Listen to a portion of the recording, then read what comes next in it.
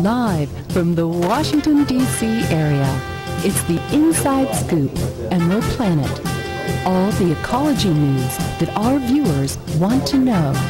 Now, here's your host, Executive Director of the EmeraldPlanet, Dr. Sam Lee Hancock.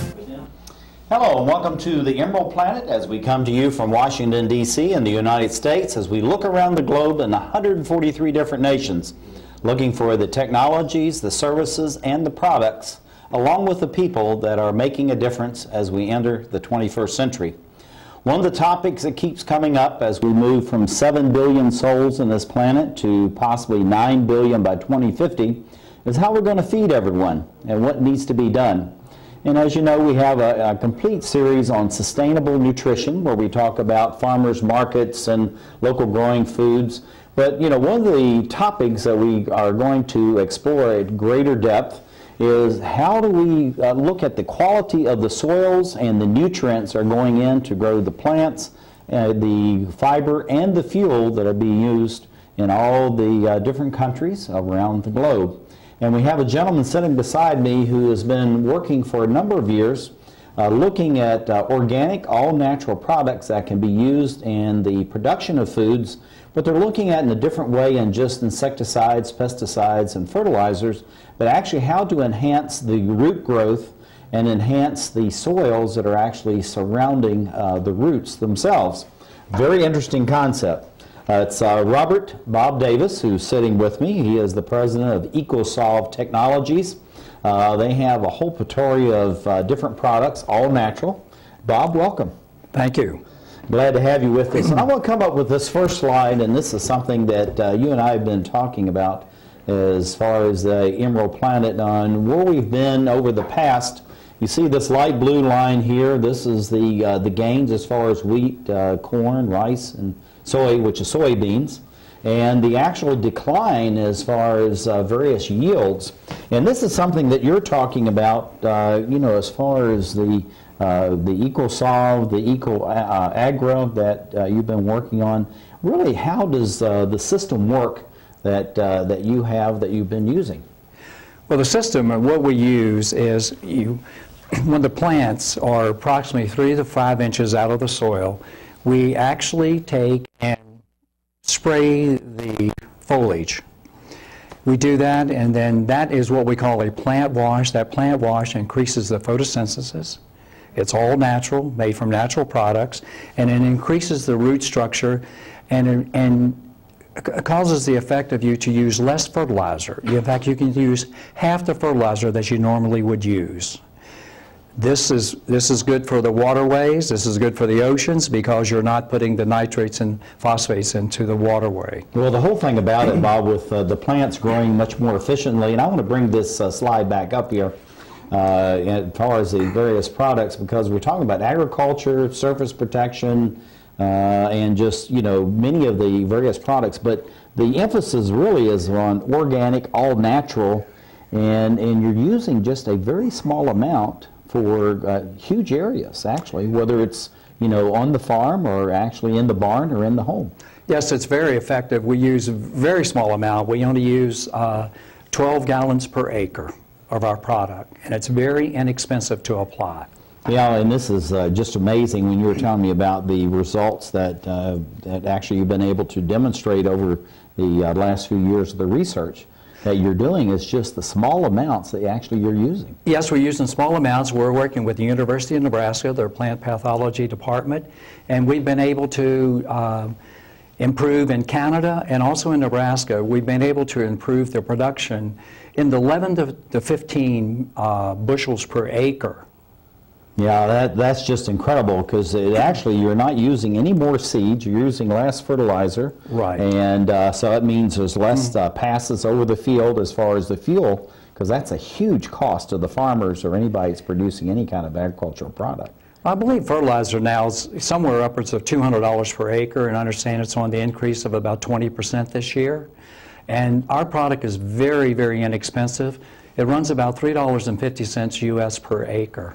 Well, looking at the benefits of this as far as agriculture, and again, this is something it's all natural, that is actually made from a plant source itself, I understand. It's all made from North American plants. It's actually soy, corn oil, some grain alcohols that are refined, not naturally fermented, and some amino acids, and that's about it. So a little bit of coconut oil, and it's very difficult to put the product together, but once it's together, it has lasting benefits. Well, I think this is just incredible, because you're talking about the cost-effective, the benefits, but looking at the results, this is something that you've actually been working on very diligently to have these various studies conducted. And that's really important that you do that, and because people, the proof's in the pudding, as they say, and so it's very important to have that. Well, without the university, especially the University of Nebraska, we wouldn't have gotten as far as we have today. They have been a blessing to us. Right.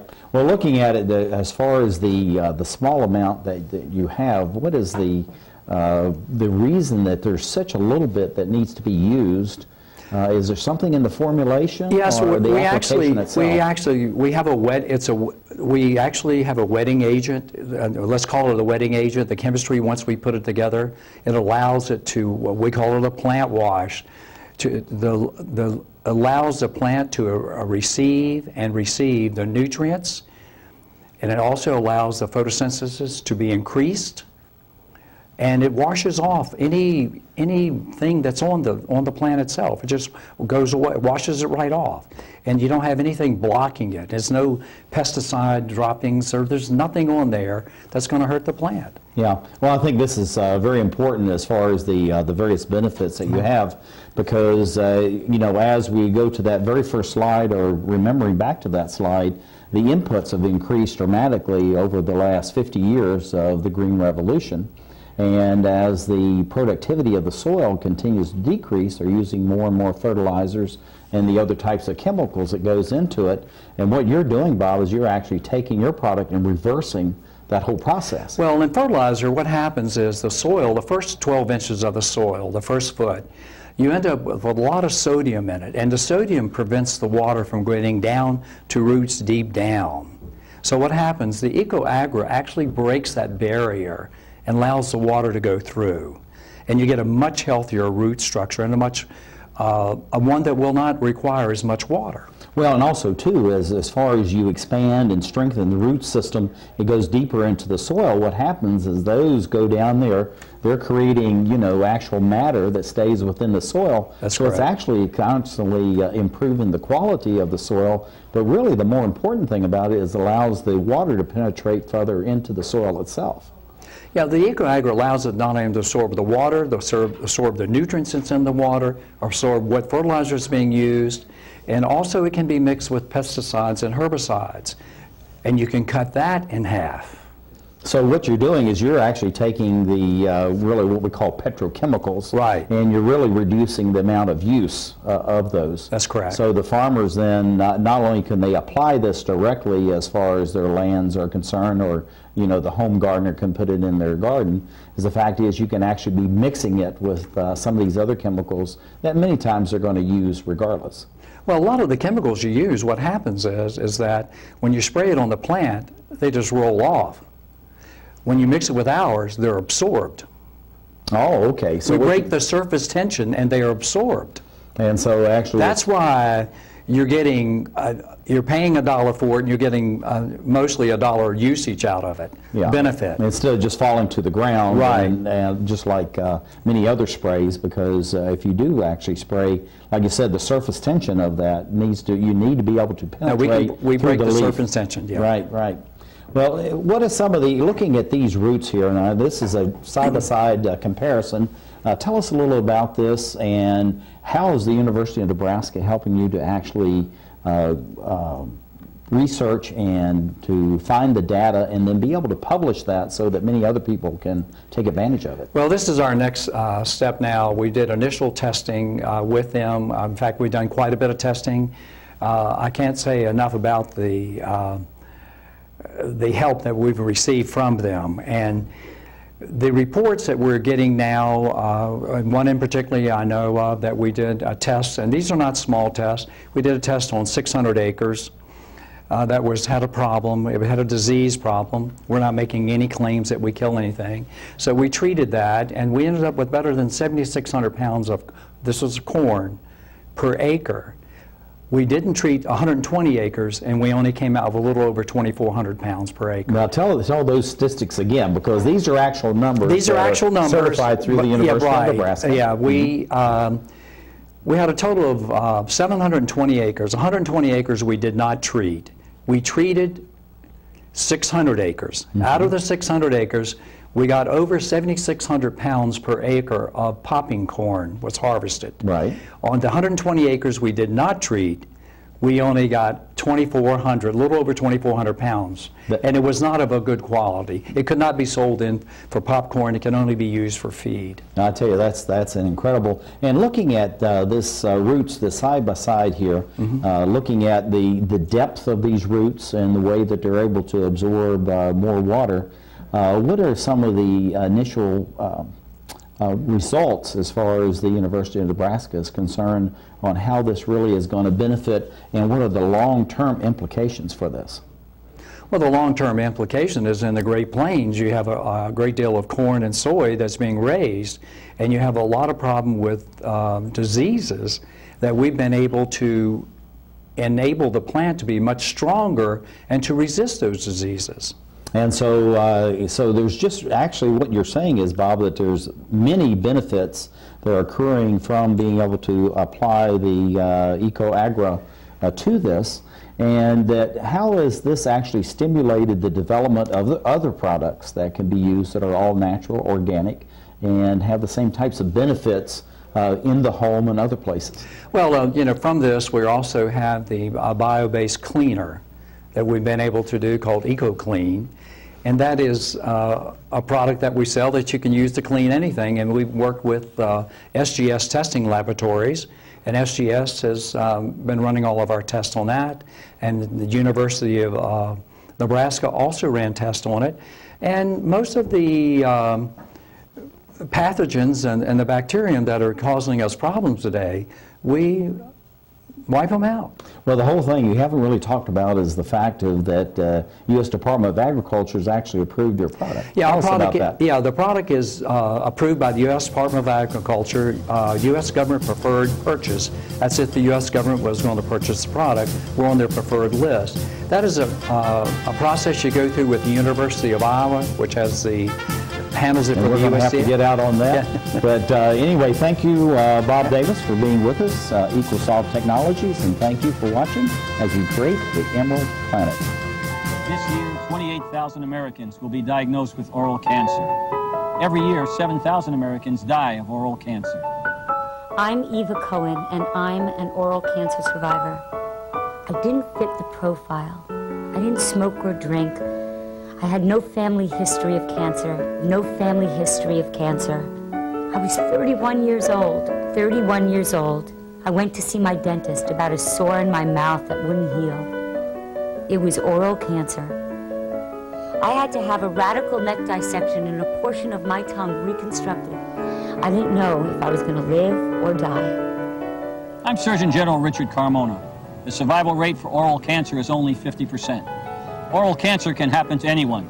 If you have a sore or lesion in your mouth that doesn't heal within 2 weeks, see your dentist. Early detection is the key. Early detection saves lives. I know.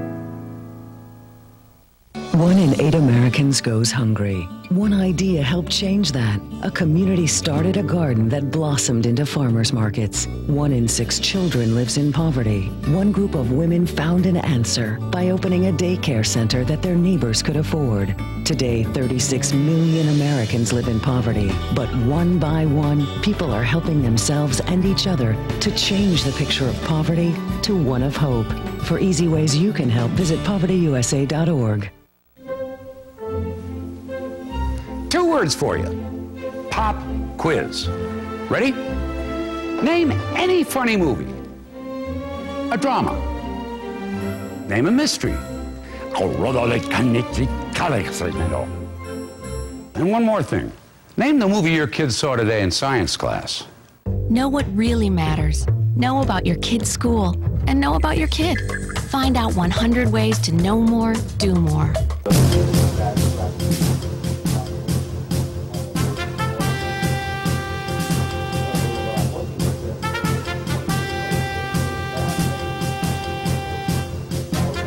We're back to the Inside Scoop Emerald Planet.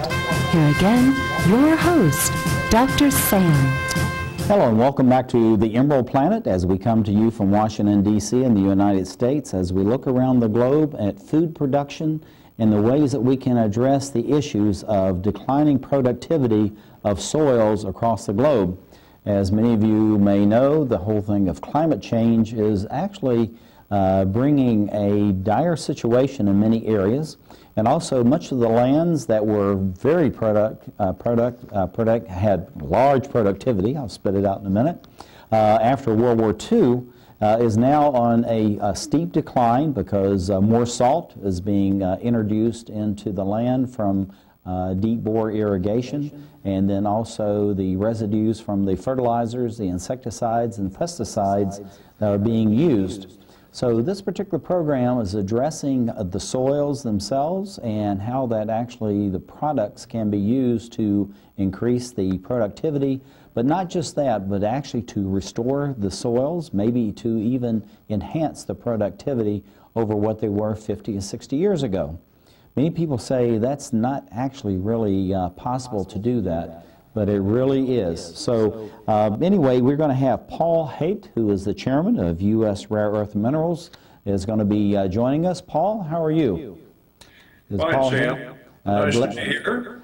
Glad to have you, and welcome with us on the Emerald Planet. And I want to tell our audiences here and abroad that you're actually coming in by Skype. So you're sitting in the comfort of your own home out in Oregon, and welcome. I can't hear you, Sam. And we're getting a echo in our studio here, so I think we have a technical issue. And can you hear me now, Paul? I sure can. Okay, great. Anyway, I was telling the viewers that you're joining us from the comfort of your own home and coming in from Oregon, and we're going to be chatting with you throughout this time by Skype. And we used the first slide to talk about the decrease as far as crop yields around the globe. And tell us a little bit about the research and why you're actually using the rare earth minerals that you're actually mining out there to increase and enhance the productivity.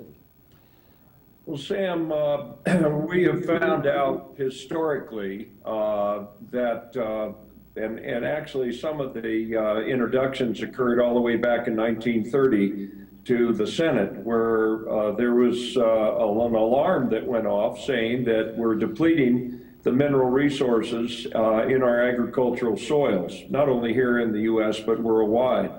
A recent study we saw said that the decline has been as much as 85% of some of the fundamental, what they call nano trace and micro minerals that are required in the soil for effective plant growth. But more than that, and I think this is a key thing that we all should understand, is that at the end of the war, these synthetic chemicals, the NPK type chemicals, nitrogen, phosphorus, and potash chemicals that were aggressively used, were used to create tonnage.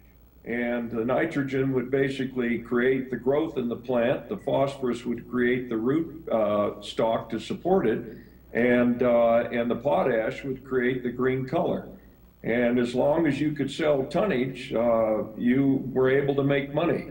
But all plants, as it was indicated here earlier in your prior guest, are basically drawing minerals out of the soil to basically properly grow to their full potential, and also to provide, which we would all hope, provide the nutrition that plant, I guess, was put on the earth for. Yeah, Paul, I'm going to go with this next slide that we have here. We have some very handsome horses here, and we have this mountain in the background. And tell us about the soils that you've been able to identify that have actually been creating these nutrients, and that you're actually promoting for use around the western part of the United States and actually around the globe. These horses were horses that were brought up in the state of Nevada, and one of our customers had been experiencing animals that were not, let's put it this way, as strong as they should be. Their coats were poor, and they had a lot of veterinary bills. The young lady that had these horses started putting accelerite in their troughs and putting it into their hay that they were feeding them. And these horses started developing shiny coats. Their vet bills went down, and they were much stronger and a healthier animal. Well, tell us a little bit about the accelerite itself. When I have this photograph here of the mountain, I was really referring to the mountain where you're actually mining this very specialized soil that you're being able to apply to the land to increase and enhance the productivity and actually restore it to some of its original productivity. Sam, the location that we dig up this material is called the Pinaka Source, and it's in southeastern Nevada. I wish everybody could go there and see what a unique geologic area it is. We have a large caldera that has a geothermal spring in the middle of it. We've had 3 volcanoes erupt millions of years ago that dumped their ash into that caldera. We had, believe it or not, 300 million years ago, an asteroid that hit west of our area and pushed up a tremendous blend of minerals. And that whole caldera was blocked up by a volcano, and at one time filled up with the seawater, and then ultimately filled up with fresh water, and which was called the Sequestration Basin. Ultimately, it cut out at the bottom of the caldera and slowly settled down and left us literally with hundreds of millions of tons of the richest source of chelated trace minerals that anybody knows about anywhere in the world. Well, looking at the, well, let me intervene here. Looking at the accelerite, tell us about the meaning of the name and how you came up with that, and what do you see as far as where you are now in your research, and where you think that the accelerite product is going to be taking farmers and gardeners forward in the future?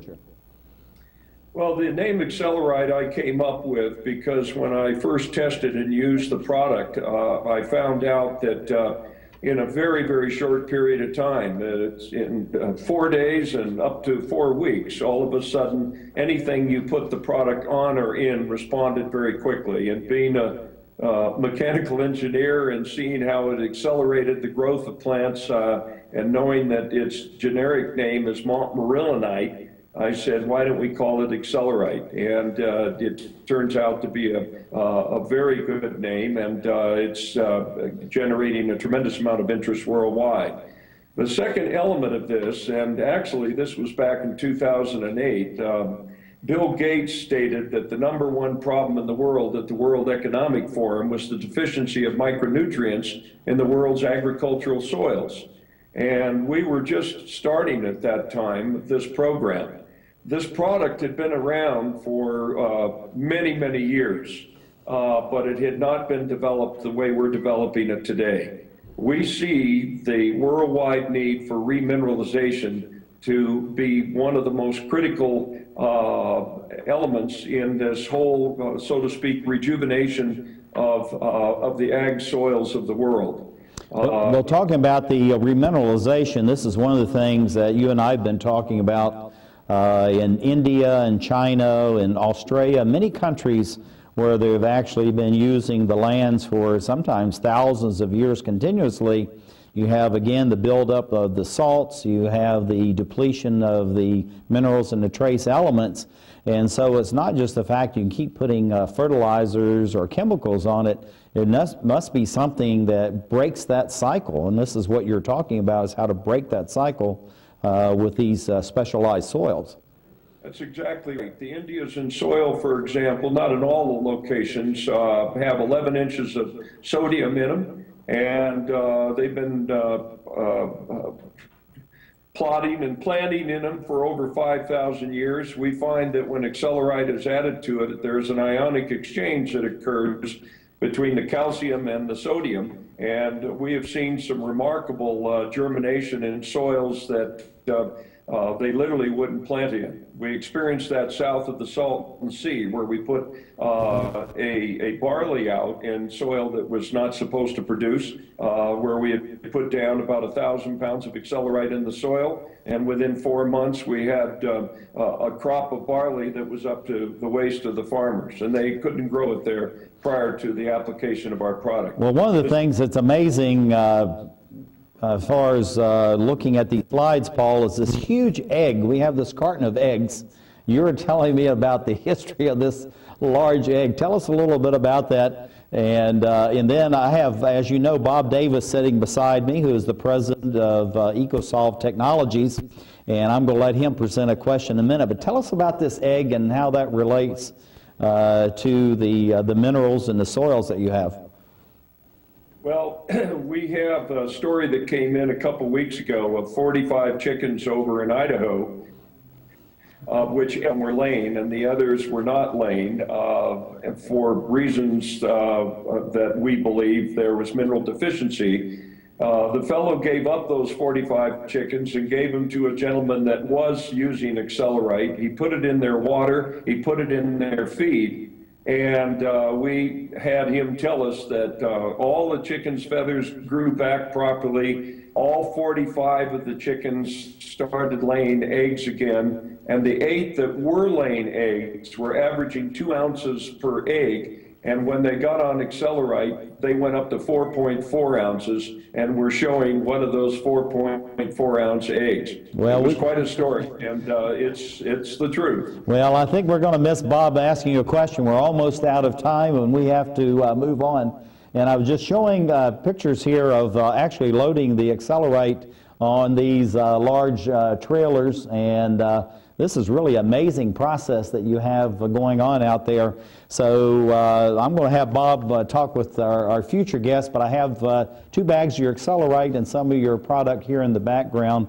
But I'm going to wrap up. Paul, thank you for being with us and coming in by Skype from out in Oregon. I know that you could be doing other things on a Sunday, but it's very important to tell your story and share with people around the globe what you're doing with the special minerals and the product that you have. So thank you for being with us, and thank you for joining us as we create the Emerald Planet.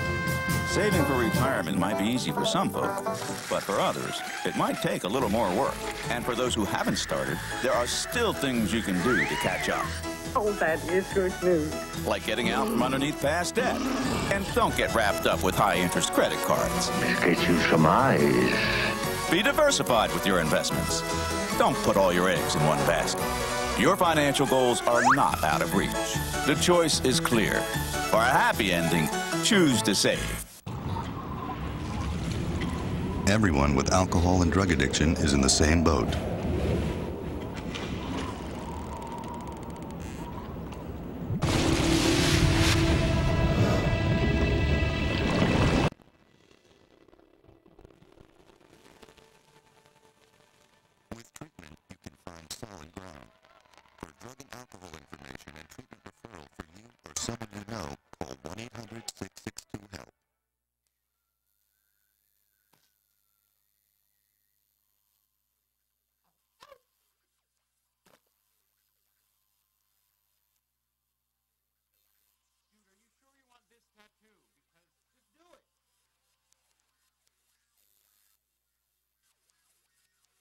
Some mistakes in life are permanent, like hearing loss. To learn how to protect your hearing, visit asha.org. You've probably heard about heart disease. But did you know that it's the #1 killer of women nationwide? Heart disease claims more lives each year than breast cancer, lung cancer, or strokes combined. But there are steps you can take to protect yourself against it. For more information on how you can prevent heart disease, contact your local American Heart Association or visit their website at www.americanheart.org.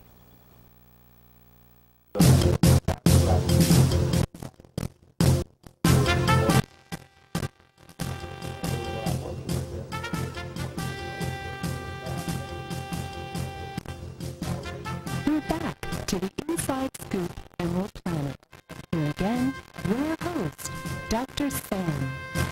Hello and welcome to the Emerald Planet as we come to you from Washington, D.C. as we look around the globe at the best ways to increase the production of food, fuel, and fiber for a population that's rapidly expanding now beyond 7 billion, up to possibly 9 billion souls by 2050.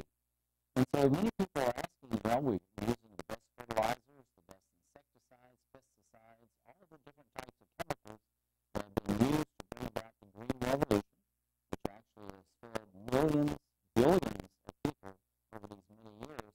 But now the fact is the law of diminishing marginal return. As we're putting in more inputs, actually the yields are continuing to decline. And so this portion of the Emerald Planet is talking about what can we do naturally that is going to increase the yields, but at the same time improve not only just the soil, but also the water and the air. So these three elements are most important as we address severe climate change as we move through the 21st century. And we have Dr. Andrew Harley, who is president of the Ascension Soil Company. Andrew, are you with us? Well, glad to have you back with us. You were on once before, and it's just amazing what you're doing as far as the biochar is concerned.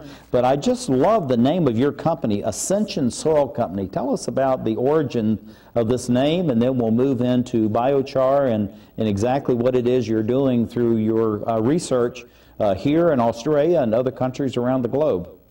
Well, I won't go into all the details how we came about the name, but really I was kind of brainstorming with my wife one night, and you know my real interest in the soil is really just soil fertility and just that life component to it. So I was very interested in just that whole concept of really you know dedicating my practice to bringing soils to life. And what better word to encompass that than Ascension? You know, really just that sense of taking just our dead and degraded soils and bringing those soils to life.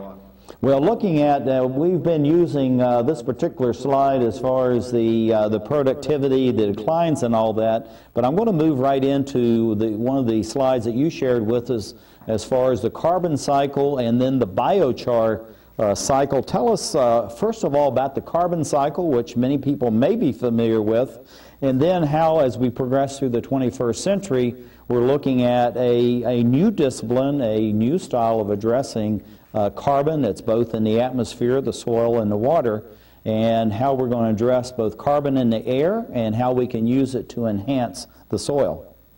Well, Dr. Hancock, the carbon cycle is something that is fairly straightforward. The plants and biomass take CO2 out of the atmosphere through the process of photosynthesis.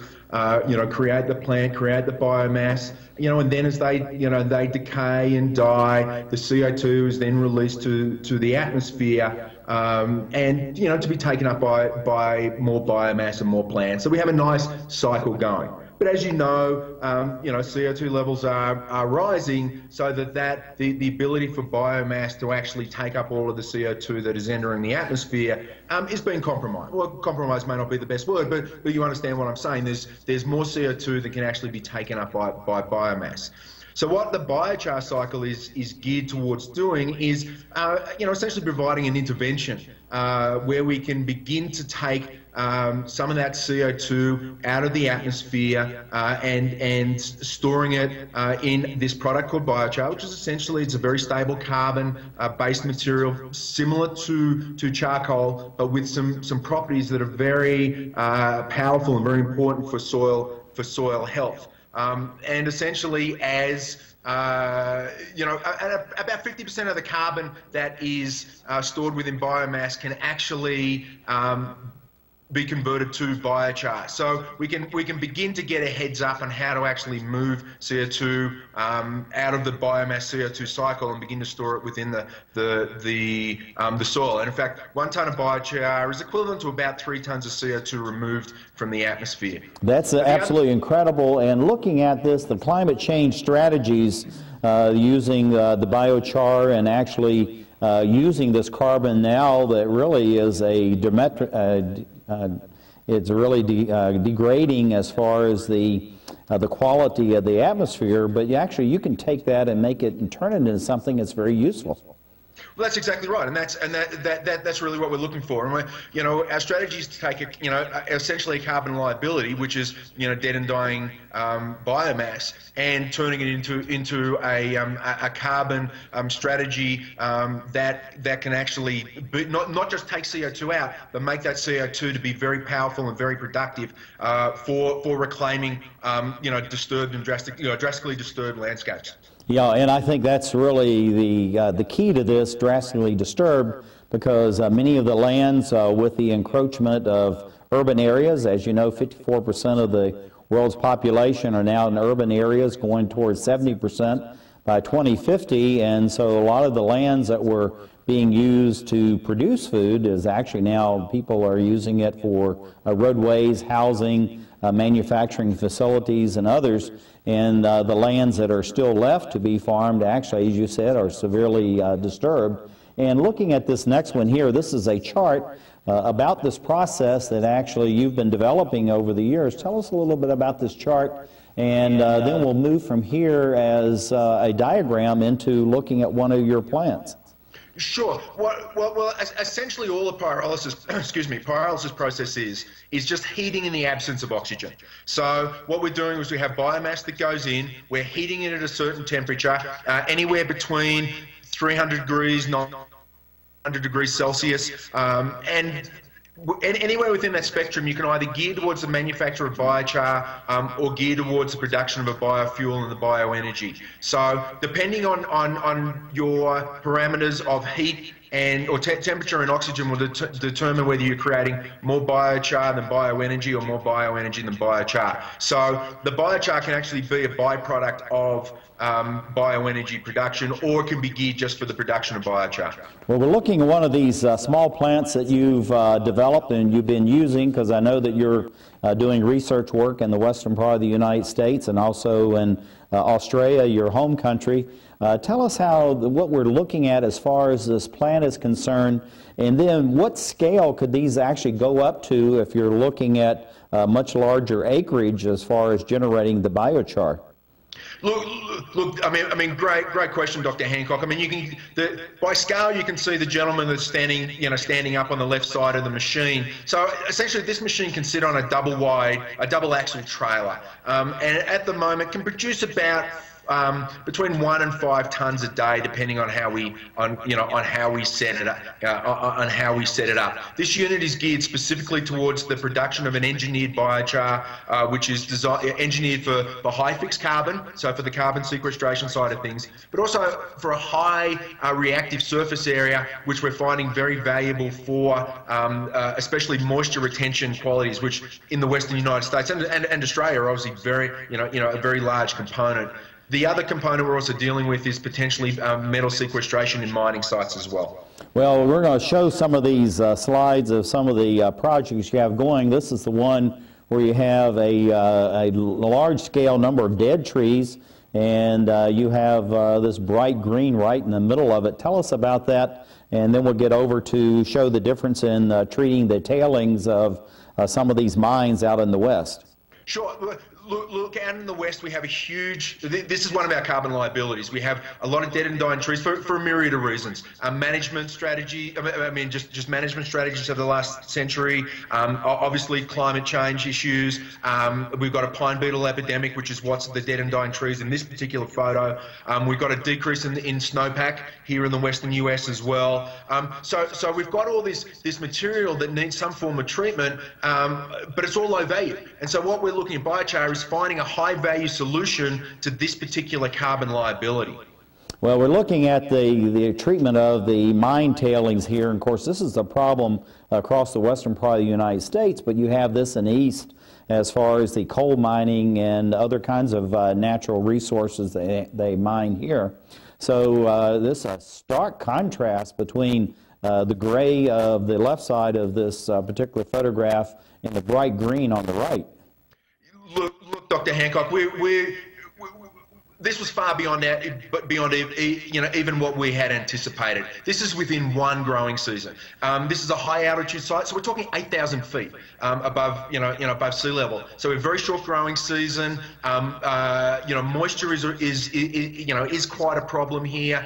The engineering solution for this was to actually dig it up and take it off site. Our solution, which we did for a tenth of the engineering cost. So we're able to take this rather than adding more CO2 through the engineering solution, we're able to actually create this CO2 negative vegetative cover that, as you can see, helped stabilize the slope. But the other thing too is what it doesn't show is just to the right of this photo at the bottom of the slope is a creek that is actually a drinking water supply to a local community there. So their concern was obviously this material sloughing off and leaching into the river. By this process, we've actually been able to show that there is no material leaching into the creek and reduce the material that's actually potentially sloughing off into that creek as well. So you can see this technique, across the West, where there's just millions of acres of these type of lands, where we can really begin to have an impact on water quality, especially. Which Dr. Hancock, I don't have to tell you, the water out here in the West is just a huge problem. Yeah, and I have, as you know, Bob Davis, Robert Davis, President of ecoSOLV Technology, sitting with me. And I'm going to, since he's here, just in case we lose you from Skype, I'm going to have Bob ask a question about this, and let's put up a couple of slides here. Bob? Yes, on your byproduct, you're using 300 degrees centigrade. You're generating a gas from that, correct? It's the production temperature is actually closer to 450 to 500 degrees. Okay. There is mainly heat is generated out of this process. We have had air quality. We've gone through the air quality permitting process, and we've actually had the minimus quality issues of air quality coming out of this. Most of the gas, or the off gas, is actually in the form of heat. So there's really So there's nothing. There's no environmental hazards whatsoever then. No, and in fact, this has been one of, because we're applying the biochar on public lands. We're happy to go through the NEPA process, and obviously there's very concerned to make sure that we're doing no harm. Okay, Andrew, we're going to be losing you now. We're going for a station break. Thank you for being with us and coming in by Skype and sharing about biochar. And thank you for being with us as we create the Emerald Planet.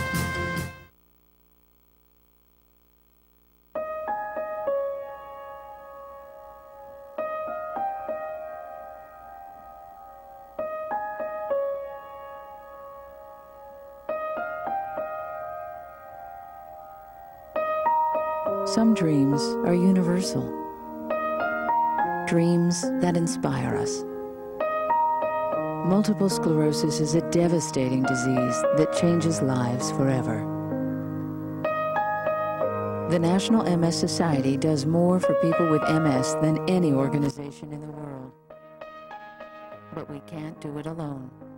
To get involved, visit us online at nationalmssociety.org. or call 1-800-FIGHT-MS. This is why we're here.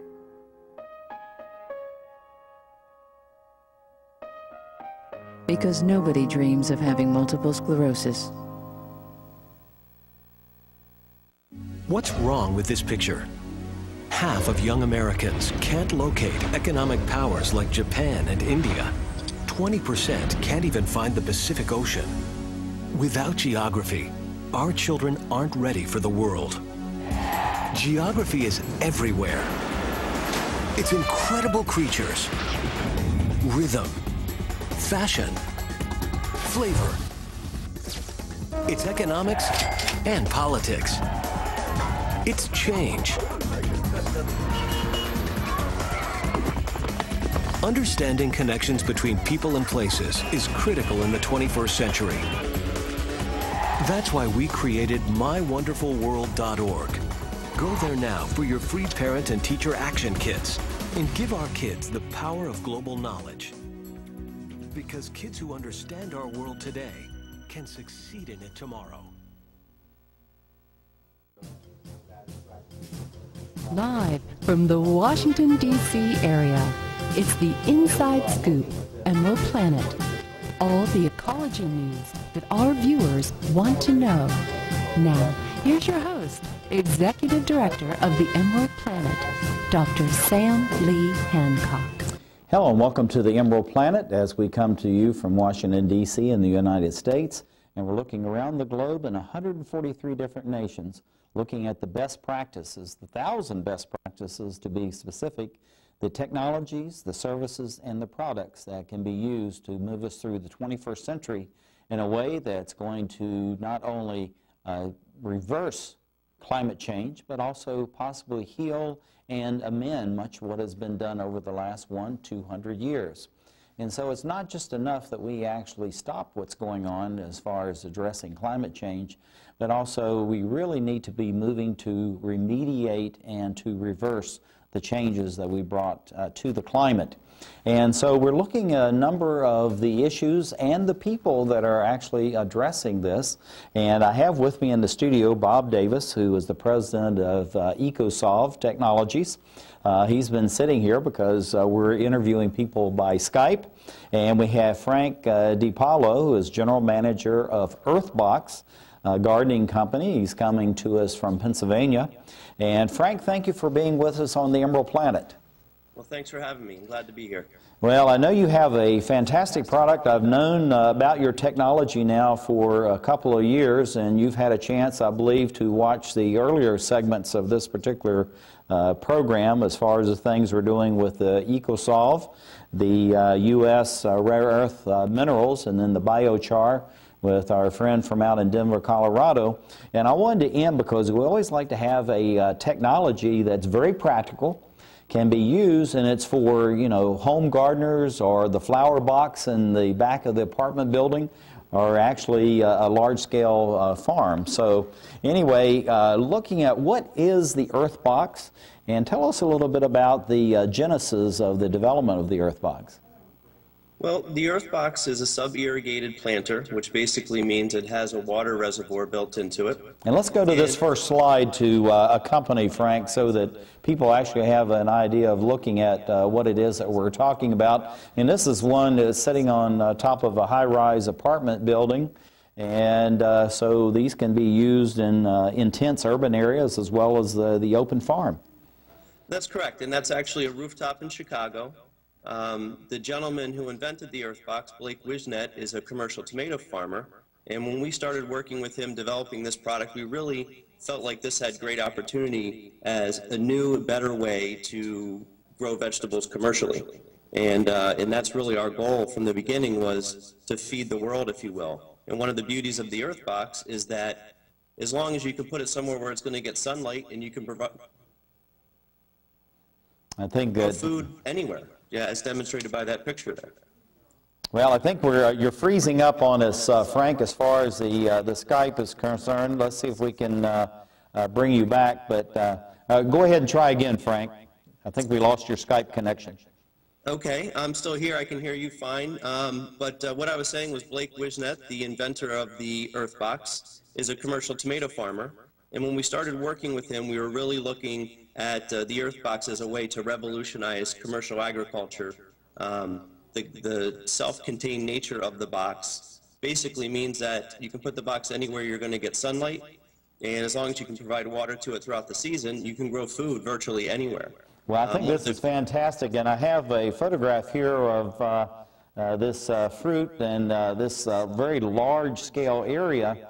And so this is something that you can use not only just for gardening and our truck garden, which is large scale, but also you could use this with ornamentals as well, couldn't you? You can. You can grow herbs, flowers, of course, all kinds of vegetables. The picture we're looking at is Mr. Wisnet's farm. We have about 7 acres of tomatoes growing commercially down in Florida. Well, looking at this, the EarthBOX itself, give us a little idea of the dimensions, and if I'm living in an urban area, how many of these do I need to, say, grow some plants and herbs that could be used not only maybe in my own home, but possibly in the school, or my children may go to school, or in a local hospital, or even maybe for sale with a restaurant? Well, the box is approximately 30 inches long. It holds about 2.5 gallons of water, and it would hold a 2 cubic foot bag of growing media. We recommend using a nice peat-based media. So you could put 2 tomato plants in there. You can put 6 to 8 vegetable plants, say peppers or herbs. It really depends on what size the plant's going to be when it's in its full mature nature. But you know, with 2 tomato plants in an EarthBOX, you can get 40, 50 pounds easily of tomatoes in one growing season. Oh, that's absolutely incredible. And we have the next slide, which actually shows someone actually doing the very thing that you're talking about. This is actually a beautiful setting, but you look at how portable these are and the amount of growth that actually can take place in one of these EarthBOXes. Yeah, it really is incredible. You know, you put 2, 3. I have about 15 EarthBOXes personally, but you know, as little as 2 boxes, 1 box, you can have a really nice, really productive garden right on your patio, your deck, on your rooftop.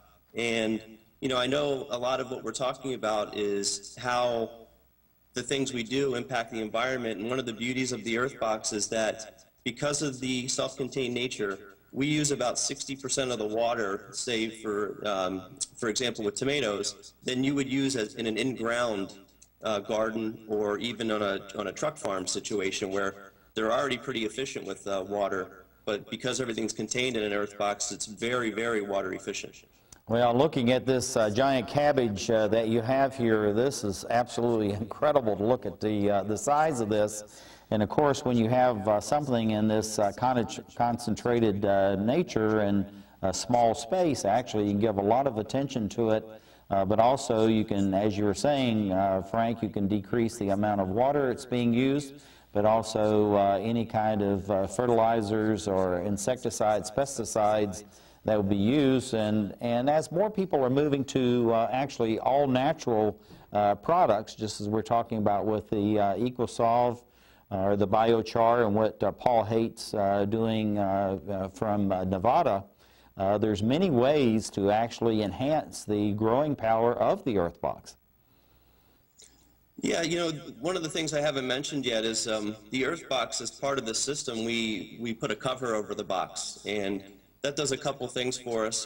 One, it's going to prevent water loss through evaporation, but it also means that we can set the box up with all the fertilizer that the plant's going to need right there at the initial planting. And what that does is it makes it super simple for anyone, even a young child, to have incredible success with the EarthBOX. And then, of course, the beauty is that all the fertilizer is being contained within the box, within the water reservoir, and we're not having issues with runoff into the ground or into the groundwater. Well, I think this is really key, and of course the whole thing about the EarthBOX in urban areas, and even what you're doing as far as this large-scale scene we have here on a farm, is that we're looking at to improve the quality of the water, the soil, and the air all at the same time. And so looking at the EarthBOX, containerizing everything, it seems like that really is a very natural way in order to increase the quality of all three that's just critical for life here on the planet Earth. That's very true. And, you know, when you're controlling exactly what the plant's getting and you know what inputs are going into your food, it's just a very comforting feeling to know that you're growing healthy food, and you're also doing your part to mitigate any kind of damage into the environment. Well, as you know, with the EmeraldPlanet, as we look around the globe for these, what we're calling 1,000 best practices, the notion is to be able to link people. And so I'm linking Bob Davis as he's sitting here in the studio with me, as he was introduced with ecoSOLV technologies. But I was having him here just in case we lost you, Frank, on Skype. He and I would continue our dialogue, but I'm going to let him ask a question because you two are talking similar language here as far as increasing the productivity of foodstuffs, but at the same time reducing the cost and the time it takes for inputs. So Bob, why don't you share a question with Frank? Frank, let me ask you, have you been able to export this product yet at all? We have a couple overseas distributors. We have a distributor in the United Kingdom, so we're servicing Europe a little bit. We have a distributor in Canada as well as in Australia. Yeah, it seems like to me in a lot of the poorer countries this would be an excellent product for them to have. It would, and our goal long term is to try to work with governments. Africa would be a great example. There's a lot of areas in Africa where water is very scarce, and they do grow their own food, and they spend a lot of time and a lot of energy transporting water that's vital to their own health, but that they need to grow their food. So, if we can make sure that every ounce of that water goes to good use and turns into good produce, then I think they'll be much further ahead of the curve than where they are now. Yeah, and this is one of the things, Frank, that as far as the EmeraldPlanet, as you know from the Power for Peace, as you and I talked on the telephone, this is one of the areas that we believe that we can actually enhance this, because we're looking to make people totally sufficient in food, water, and energy. And so this would be a very excellent way as far, and also incorporating many of these other ideas. But looking at these next two slides, these rooftops, this is just incredible as what can be done in very tight, confined areas. We only have about a minute and a half, Frank. Tell us a little bit about what urbanites may want to know about using the EarthBOX and how it can benefit them in small spaces.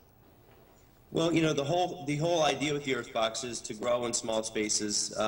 The container that we developed for commercial agriculture is basically the same container that you can put on your deck or patio. If you have a very small, the 2 feet by 1 foot, you can grow your own food. You can grow some herbs if you love to cook, some fresh herbs. I think we've really gotten to a point where, we're shipping our food much too far, and, fresh food can be available right outside your window or your door very easily with an EarthBOX. Well, we're going to be winding down here, and I'm going to put up these last two slides that we have as far as the EarthBOX is concerned. But Frank DiPaolo, from General Manager of EarthBOX Gardening Company, thank you for being with us by Skype from in Pennsylvania. And we're going to go out with this large scale here. And thank you, Frank, for being with us. And dear viewers, for you being with us as we create the EmeraldPlanet.